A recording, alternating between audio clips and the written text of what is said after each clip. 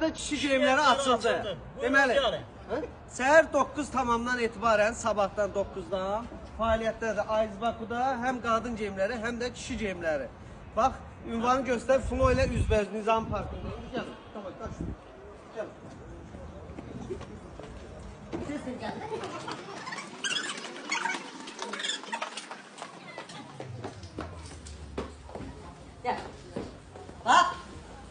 Bak, bu tərəf qadın geyimləridir, bu tərəf isə kişi geyimləridir. Baxın indi, bax.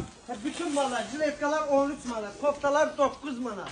Bax, gel bura, bax görürsünüz. Futbolkalar, tişörtlər 9 manat. Bütün Sumqayıtda, şəhərdə, filiallarımızda nə görmüşsə hər şey burada var.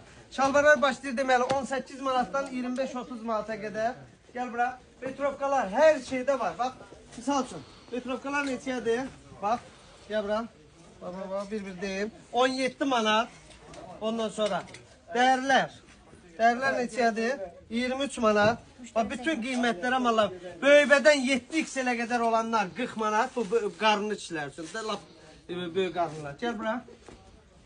Sonra bunlar neçədir? Gucci, bunlar 13 manat. Yox, 9 manat. Bax 9 manata görürsünüz. Bax koftalar 9 manata. Amma belə A klaslar, premium klaslarımız da var. Videonu çevirməyim. Ümumi məlumat verim ki, sabahdan gəlib polla alışverişinizi eləyə bilərsiniz. Bax, o trenddə olan kurtkalar. Bax, görürsünüz. Ondan sonra burada nələr var? Burada premium klas, premium hissəmizdir. Ondan sonra gəl çəkməyin, narahat olma. Bax, şalvarlar 28 manatlığı da var. Bax görürsünüz, bax, diqqətlə baxın hansı modellərdir. 23 manatlıqlar da var. Misal üçün bax, 23 manata. Hə? Ya narahat olmayın, gəl. Maşallah olsun, işlər gedə-gedə müştərilər siftə verməyə başlayıblar. Sağ olsun. Gəl bura, yəni krasovkalar göstərəcəm. Baba, dəstlərimizə baxın, gör nə dəstlər var. Dəstlər hər cürəsi var, ha buna bax. Ləzzətli, bunlar şalvarla bir yerdədir, indi açılır. Jiletkalar böyük bədənlər də, balaca bədənlər də 13 manatdır.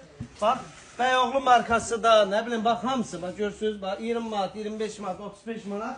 Gəldi indi krasovka hissəmizə.